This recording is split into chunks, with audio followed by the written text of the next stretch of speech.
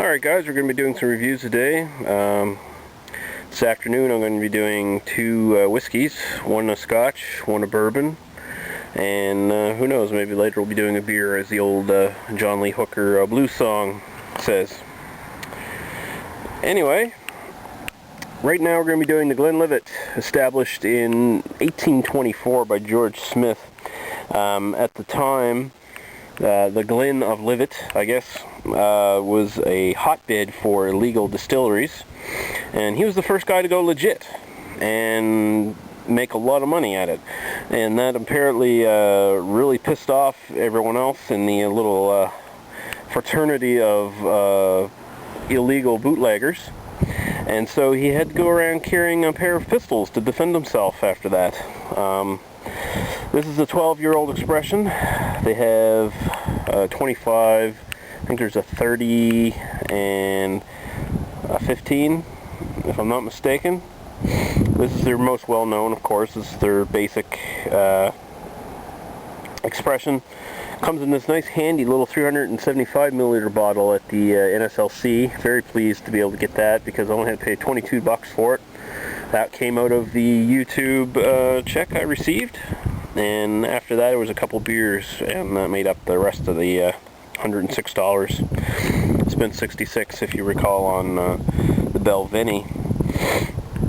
So this is a very sought-after malt. A lot of people, once this brand got established, wanted their malt in their wanted this malt in their blends because of the name recognition.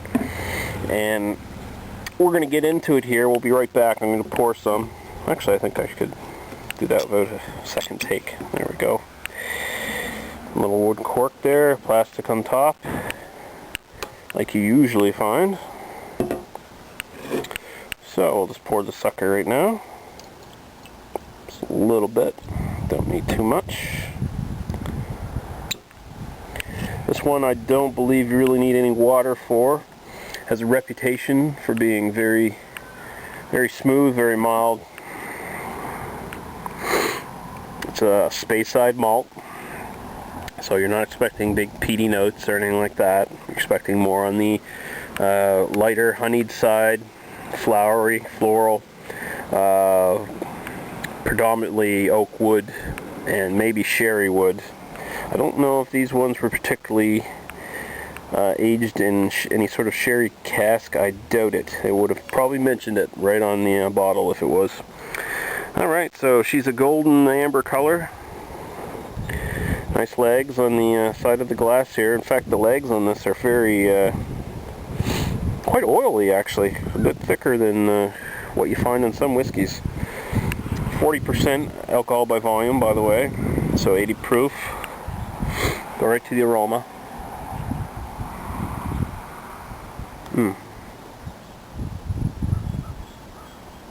Grain, a little bit of citrus, orange peel, something along those lines. Heather.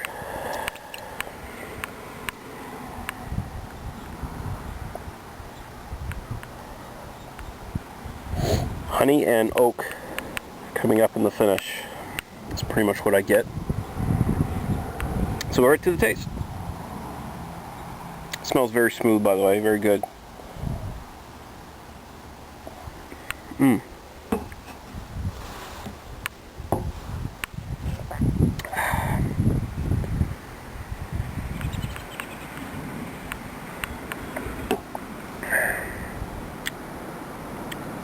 Very smooth, yet very warm going down.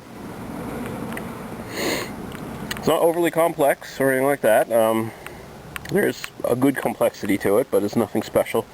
Right up front, more of that sort of citrusy and floral sort of taste. Getting some greener fruits like apples, pears, something along those lines, maybe white grape.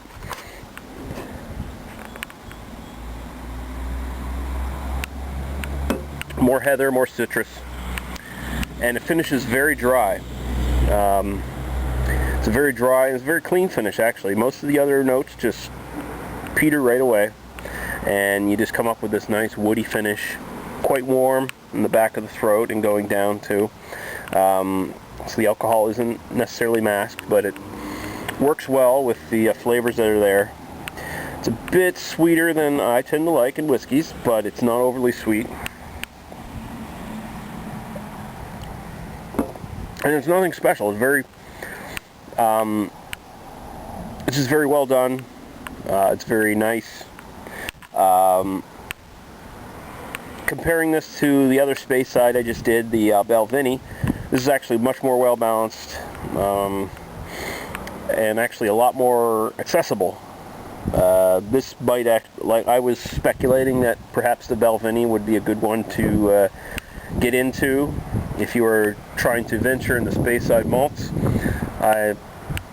After taking this one, I'd have to say this is the new champ as far as that goes.